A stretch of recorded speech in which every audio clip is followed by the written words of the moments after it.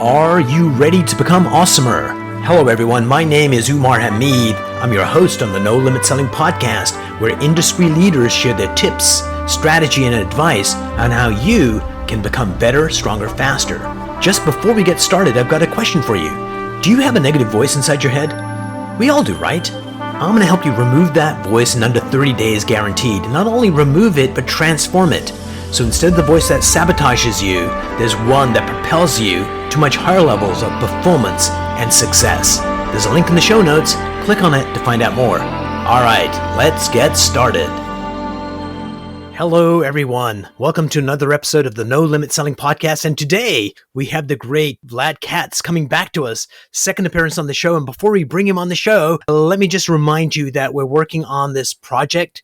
This is my life's mission to make the world a happier place. And one of the ways we're doing that is getting videos where people just share in 10 seconds, 12 seconds, who they are and what makes them happy. And the idea is that when other people see those videos, they go, you know what?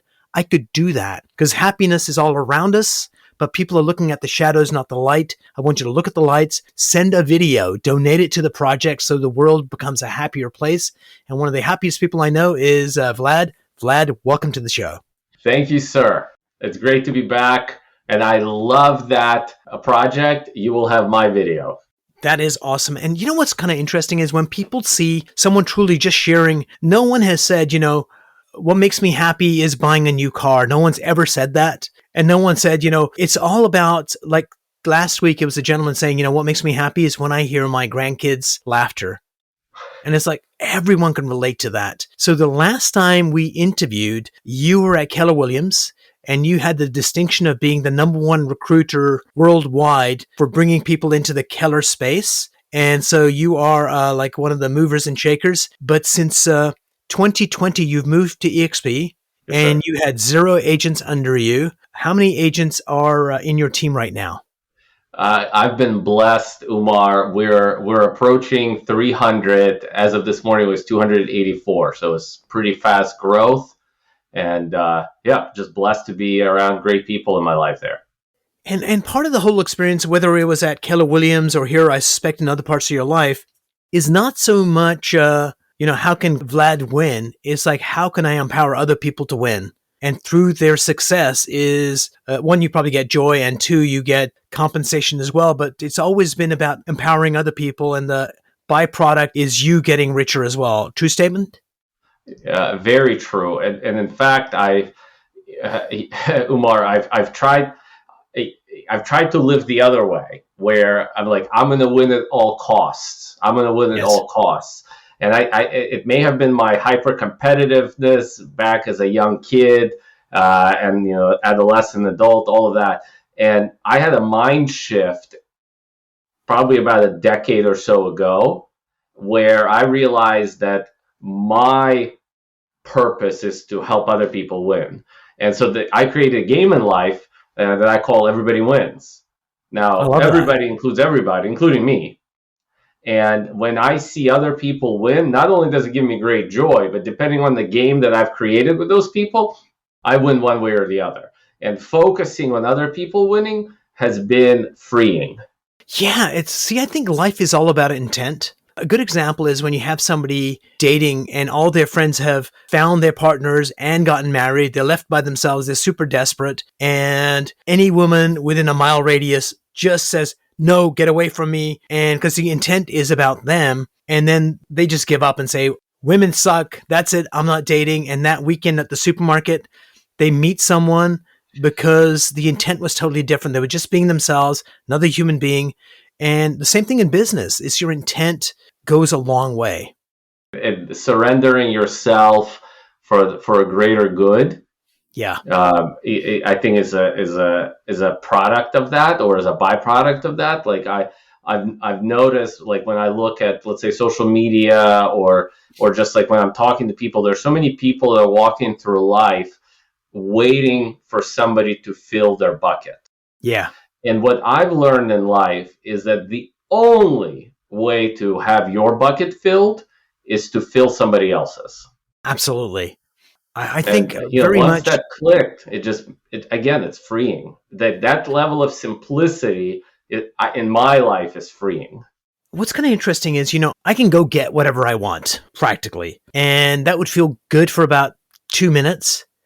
But if I help somebody out in a small thing, pick up their groceries, help them get a house, or whatever it happens to be, from the smallest to the largest, the satisfaction I get out of that is like 100 times more than me winning whatever. I think that's how we're built, and we train ourselves to be selfish when we don't need to be. Is if we're generous and help everybody around us, the byproduct is you're happier, more fulfilled, and you just attract more good things in your life as you go along. Amen. All right, brilliant. So what I wanted to explore with you today, because you work with a lot of agents, you've been an agent, and at one level, real estate is a really simple business, except for the mindset piece. And that is the thing in almost every element in life that gets in the way. So what I wanted to do was a really fast round of, I'm going to give you my hypothesis where team leaders struggle, and give me an example of somebody struggling and how you help that particular agent. Don't name names unless it's Michael Schiff. And we're going to... That dude never struggles. He's perfect. Yes. Yes. So one of the areas is people go, okay, I'm a good realtor. I need to expand. I need to bring other agents in, and they make a mistake in who they bring in. They bring in the shiny object. This guy's a really high performer and we want the numbers. I'm going to bring them in. Tell us about an agent that you helped that was doing that where it doesn't work out well and how you coach them to do better.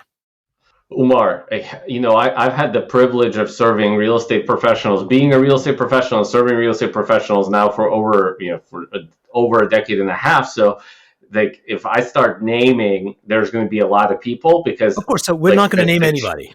Right, right. So the challenge that you just described is an epidemic in the real estate industry, right? Like, no pun intended, and yep. It's everywhere. And I think that where I come into those types of conversations when I'm advising the people that I'm working with or have worked with, for me, it starts with creating a level of clarity and simplicity, going back to your point, right, that this real estate business is very simple, that then almost eliminates the chances for making the mistake that you just described, which everybody makes. And the really cool thing about making mistakes, I know it's a weird thing to say, man. Really cool things about making mistakes is that you can actually look back at it and you can isolate what you did incorrectly rather than just talking about concepts in life, right? Because then it's like you don't have anything contextual to like point to. So what the challenge that you just described, what it starts with is lack of clarity of two things. One is, why do people join your organization and should join your organization? And then two is an ideal agent profile. Yes. Okay. So very first thing, and this is critical. The number one reason, I learned this a long time ago, number one reason people join your business organization, number one, not the only one, but number one, is to reach their financial goals. Yep. If anybody tells you they're joining for their number one reason is not that, our job is to inspect it, because the number one reason is that, and there's two reasons why people leave your organization, and they're all intertwined. One reason people leave your organization is because they're not reaching their financial goals. Right. And the typical example that I give is, think about your, the operations manager on your team or your administrative assistant. Let's call him Mike, okay? And Mike loves working with you, and Mike's, he's an advocate and all of that stuff. Let's see how long he lasts as soon as you stop paying him. Absolutely. Not long. Yeah. All right. So Mike may still love you, but he's not reaching his financial goals anymore. It makes sense for him to leave, okay? And he will. Second reason people leave your organization is they do reach their financial goals, but they don't associate their current success and their future success with your environment. So this is when you bring somebody in and you take them off the street and you teach them everything that they know, and now they're making 150 grand. And then one day you come into the office and they're like, okay, Umar, I'm out of here. But you're like, man, like you've made more money than you ever made. Okay. Most likely that person, let's call her Susie. Susie is like, man, I made 150, but how much could I have made if I was on my own? Or how much could I have made if I was with my own team? Or Umar or Vlad or Mike is not great. Like I made at 150 in spite of them. Yep. And that's what typically happens with people. So when I sit down with a top performer who has a team or is building a team, and we look at successful, quote unquote, successful people that have left, right? And those that have failed that have left, they can usually just point very quickly to one of those two reasons. Okay. Makes perfect sense. Notice how all three have one thing in common, and that's their financial goals. Absolutely. So going back to a team leader building a team, I think the first fundamental thing they need to know, and this is somebody looking from the outside in, having worked with a lot of realtors, is when you know who you are and what your values are and what you want to build, and not like what you should build because you went to this seminar and there was like a guru on stage, but when you uncover authentically who you are, that gives you a lens to look at the kind of people you want to bring into the organization. So talk around that. Like, how true is that statement? I would say that's 100+% true, because and I think that all of us have fallen into this trap of pretending to be somebody we're not. Yeah. And I think it's uncomfortable sometimes for people to do their own soul searching, and it's actually not even like most people know who they are. They're just uncomfortable.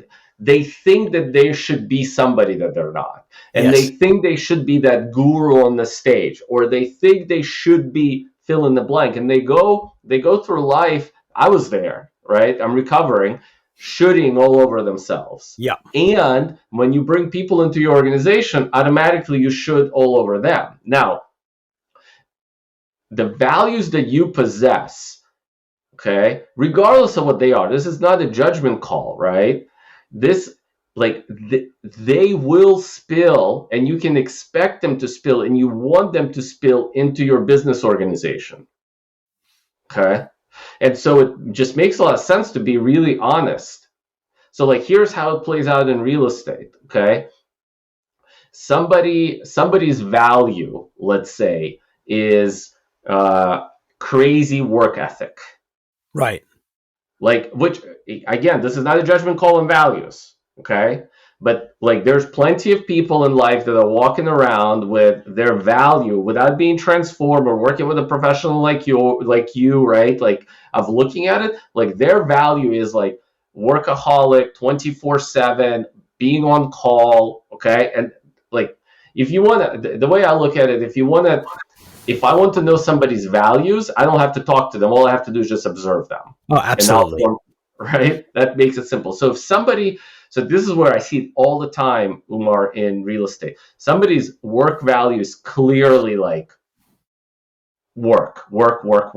And then they advertise an opportunity or a position for administrative assistant with the term work-life balance. Yep. I'm like, are you nuts? And they will interview people that clearly cannot keep up with them. Right. Who are they setting up for failure? Is three entities: themselves, their organization, and that human being. Absolutely. So knowing yourself is critical. So one of the areas that are challenging for realtors is doing the activities they need to do. So as a team, we say, okay, these are the activities we need to do. And then some people don't do them. Then the team leader has to figure out how to handle that situation. So walk me through that, because nobody wants to be the bad guy, and you're not being the bad guy. So you've got this mindset that's not right. So take it away, Vlad. my God, this happens all the time, right? Because people get hung up on activities and performing the activities or not performing the activities. See, in my experience, people jump into action when there is a clear line between action and them getting what they want. Okay, and let me be clear, and them getting what they need.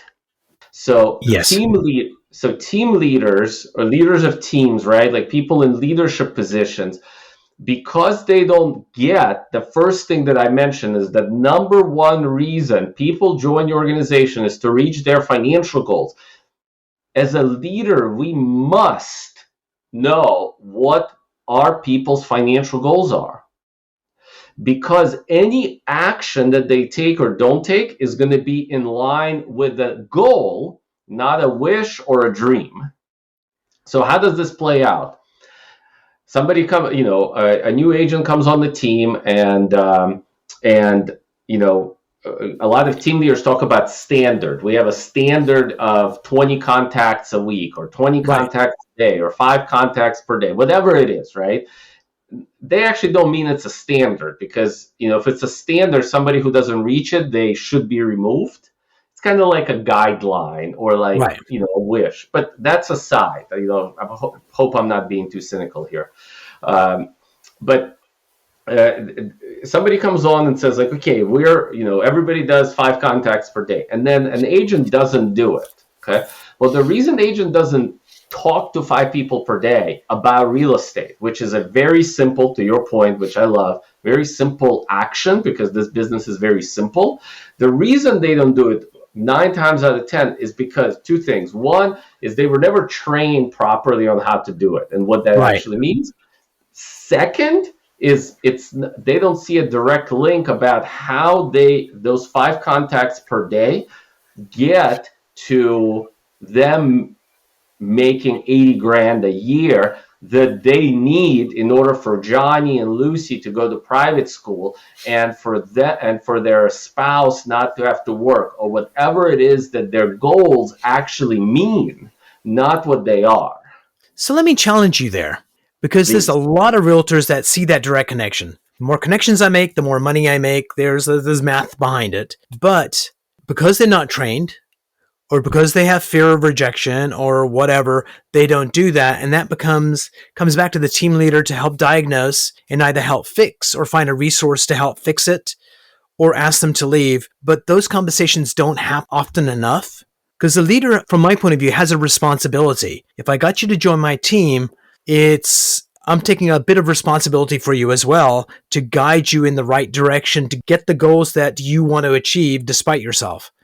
So look at it from the despite yourself phraseology. Like, is that a true statement? And how do you navigate that?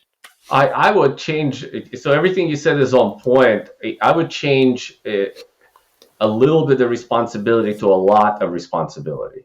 Because again, people join your organization to reach their financial goals. In a sales organization, that is almost always true. I hate to talk in absolutes. Okay, just given some of my beliefs, but it's almost always true. Okay, and as a leader of the person, if you're playing the game that I'm playing in life, that I know you're playing in life, is that my job is to make sure you win, or at the very least, my job is to help you win, then you're taking a lot of responsibility. See, when somebody failed on my team, I failed. Right. It wasn't, oh, Susie didn't know what she was doing. It's like, oh, hold on a second. I failed in showing her the way. Okay, so to bring back to what we were talking about is the leader, or even the manager. By the way, the term management is getting evilized in real estate space. Really? That has been my experience. If other people don't have experience, it's totally on me. But there's been so much talk about leadership that people forget about management. The management is a huge component of leadership. In fact, when somebody starts in your organization and don't know what they're doing, forget leadership. What they need is a lot of training and management. Yes. They need to be shown what to do. They need to be told where to go. It's kind of like, when I had a personal trainer for getting my physical shape into shape, The last thing I wanted is to come in at 7:30 in the morning and have Johnny, real name, okay, have Johnny ask me, what do you think we should do today? Do you know how Yep. fast I would stop paying the guy? Okay. But I share with him my goals. Like I remember those conversations, like chronic back problems back from my rugby days. Like I wanted to be able to play with my kids and pick them up no matter what my age was and their age. And Johnny's like, okay, we're going to work on, core. And then I came in and he told me every day what I needed to do for those 30 minutes.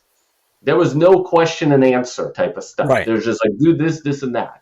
Okay. Now, getting back to real estate. So like the first, I would say 6 months, somebody being on your team better be more management and training than leadership. Makes perfect sense. Now, if somebody starts working with me, or a great team leader like Michael Schiff that I know you brought up, like jokingly when we were talking about it, but it's actually a really good example. See, somebody like Mike, who's been in real estate for 20 years, he already knows what the person needs, and it's very easy. Like it's out. Everybody has a fear of rejection. I have a fear of rejections. I just have the tools to overcome it because I've been doing this for much longer. Right. So when somebody comes in, that person better be trained by a professional, like let's just say you with NLP, like NLP, senior prac, and all of that helps people overcome the fear of rejection, not because they asked for it, but they don't know what to ask for. Yep. When they're just getting started. So it's on the leader of the team, my opinion, to foresee the challenges that the person is going to have, and then supply them with tools, people, coaches, trainers, whatever you need to overcome them before they become real challenges. Like if somebody comes in right now on my team, I don't have a team, but if I restarted my team, like first thing I would deal with is everything that's going to get in their way of being successful. Absolutely. And kind of going back to your conversation around leadership and management. So in my ideal world, this is how it kind of relates. Is a leader is someone who builds so much trust with the people that they're leading that the people will go on a journey with them and they'll leverage their trust because they don't have enough on themselves to go on that journey. And part of a leader's responsibility is to create really strong processes that people can trust in the leader, in the processes and each other. And those processes is where the management part comes in to develop the processes. And the leadership comes back in again to get people to be self-accountable, to follow those processes without somebody having to babysit them. And I think that's why management has gotten such a bad rap is, we want them to be magical, that we don't need these processes. No. You need a process that you need a good process. And through actually doing the process is where you figure out what the kinks are, you improve the process, and then you kind of embed that in your bones. This is how you get a high performance team, is that process is internalized. And where you've got a bad team is where you don't train them properly. The process changes and you change your goals because you know what you're doing. And then there's not trust in the processes of the leader. And then you have like a mess. Very, very well said. That happens all the time. I think all in the context of this leadership conversation. See, the only thing I add to that is most people look at leadership and management as a concept. To me, it's all skill. See, it's leadership skills, it's management skills, it's training skills.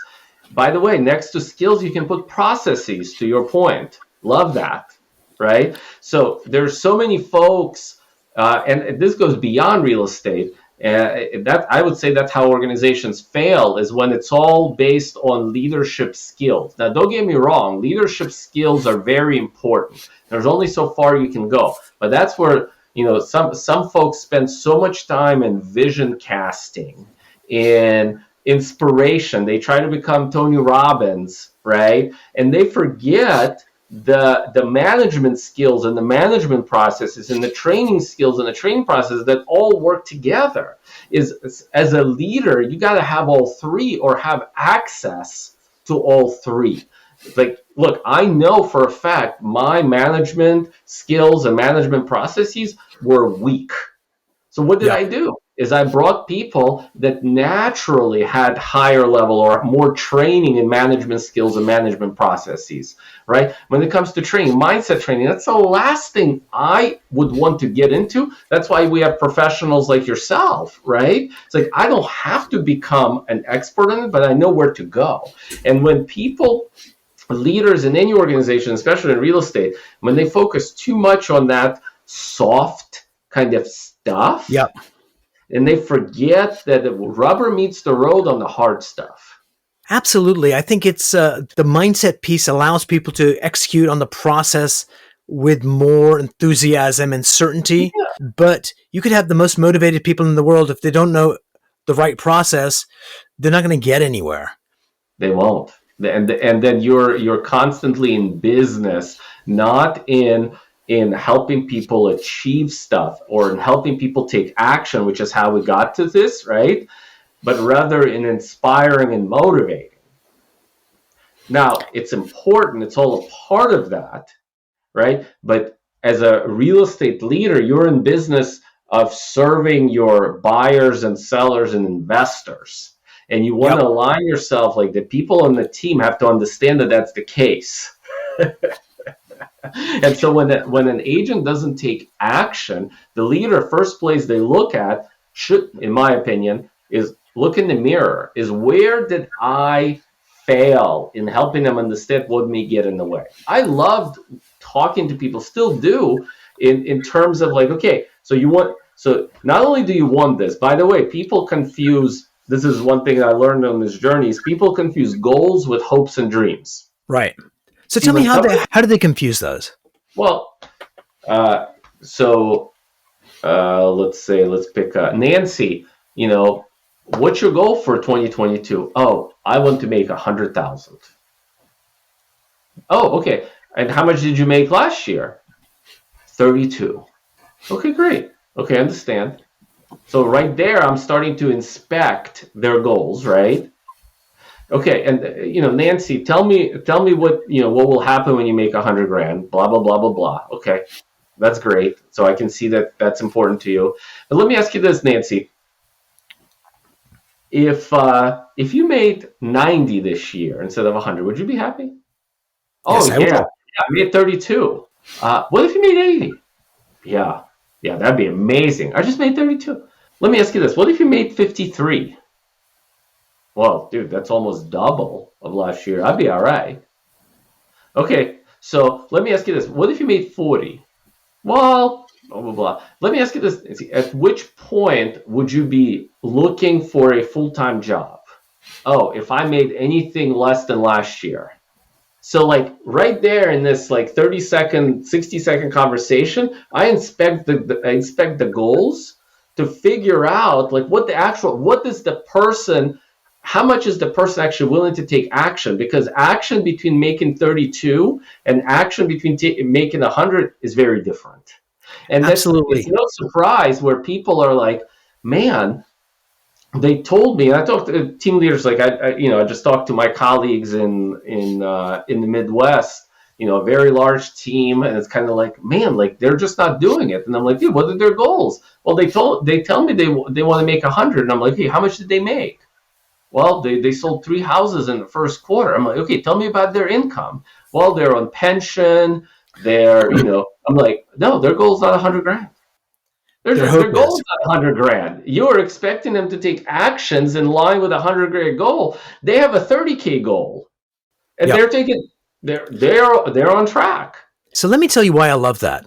So we go back to intent again. Like your intent is not to humiliate the person. Your intent is to get an epiphany themselves. Because this whole exercise isn't about you getting the right person hired, because you can have a sense of that. My hypothesis is your intention is for them to realize, wait a minute, no, this is not something I will kill for to get. This is more like a wish, which is a huge gift to people. And sometimes when people realize it's a wish, then all of a sudden they have to go back and rethink and go, no, I think I really want to do this. What would I need to do?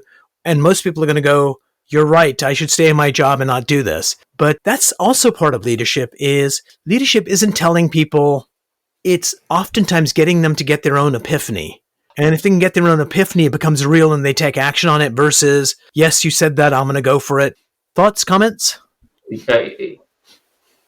Amen. And look, as a leader of a team, I get to discriminate based on, I know it's a strong word, but I get to discriminate on who is next to me.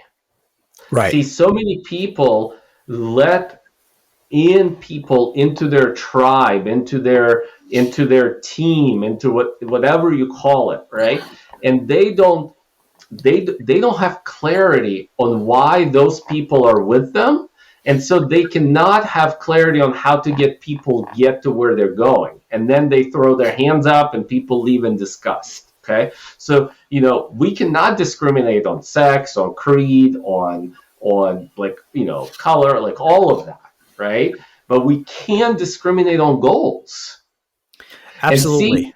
And see if I am building an organization that's going to help 1,000 clients in a year, okay, I want people next to me that have goals that are in line with that. Okay? Right. And if somebody wants to be part-time and just make some extra money selling houses, that's great. There's no judgment on it, but that's just not the place. This is not the place for that. There's plenty, right. And I may say, look, that's amazing. I think your grandkids or I think your kids are going to benefit. $3,000 a month is going to be amazing for them. This is just not the environment for that. But let me recommend you go here, or let me recommend you go there. People are so grateful when you tell them what you can or cannot help them with. And by the way, that goes back to, one of the questions that you asked early is the answer was oftentimes team leaders or leaders of teams lie to themselves when it comes to values. They also Right. lie to themselves and in turn to other people on what it is that they want. And before Absolutely. they know it, they have something that they don't want. Well, no kidding, because you weren't clear on what you wanted. Absolutely. So Vlad, before we part company, what is a mind hack that you would recommend that would help people be more efficient, be happier, be more successful? What's one simple technique that you use that's really effective? Talk it out with someone. So oftentimes, especially top producers, talk to themselves and run ideas by themselves. Okay. And then, first of all, I think it's kind of weird. So what's genius about that and stupid about that at the same time? That you can have a performer like that can talk to themselves and come up with a dumb decision, but they can talk with a colleague and the colleague will not say a word because they're saying the same things out loud. All of a sudden they get their own epiphany. It's and they know the answer. So I'm not sure how that works because we said the same things, one internally, one with another human present, and we get insights externally as opposed to internally. Any idea why that works? Umar, I don't, but I do know that one of the, it led me that, and I'm just formulating an opinion on this because I have not asked myself that question, but it's and by the way, this is an example of that, right? Right. What I just mentioned is the way I would edit what I said is talk to a person that that's going to be a sounding board. It's going to be a sounding board and not a parrot. Absolutely, 100%. And here's why I think it works is that we have a set of rules that we run our lives through. Most of them are unconscious. And one of those rules is when you're talking out loud to someone else, another human being, is that you're looking at it from a different lens. When it's internal, you got a different lens and everything sounds rosy and wonderful. And when you go the other one, it's not that you're smarter. You're just using a different set of rules unconsciously come out and you go, oh, I used to do tech support for Hewlett Packard. And sometimes I was a genius. And this is what I did. The person called in and I said, hello. And as they're telling the problem, they would go, oh, and they'd solve it themselves. And they thought I was genius. I didn't do anything other than say hello. So thank you for sharing that. I think that's overlooked and really powerful. So on the project, Vlad, what makes you happy? Oh my God, that was such an awesome start. Um, the first thing they came up to me, and I'm gonna have a list, but the first thing is wrestling with my 6 year old. I love it. It like when I've been blessed with three girls, I joke that God has a sense of humor. Luckily, so do I. But like my 6 year old, she loves roughhousing, and like sometimes she like I don't know, just like the laughter and giggling, and when I tickle her, it just puts an automatic smile on my face. It brings a totally different energy. Thank you so much for sharing that, Vlad. Here's why it's a joy having you on the show is there's always strategic thinking, simple, actionable advice that people can listen to and start using right away. Thank you so much. Look, thank you for allowing me to make a contribution to your listeners. I know, look, you're way past 200 episodes. It's like the difference that you've been making with sales professionals and real estate professionals has been nothing short of amazing. Obviously, I know some of the people that you work with and made a difference. So it's an honor, and thank you. We'll see you on episode 3 together. Can't wait.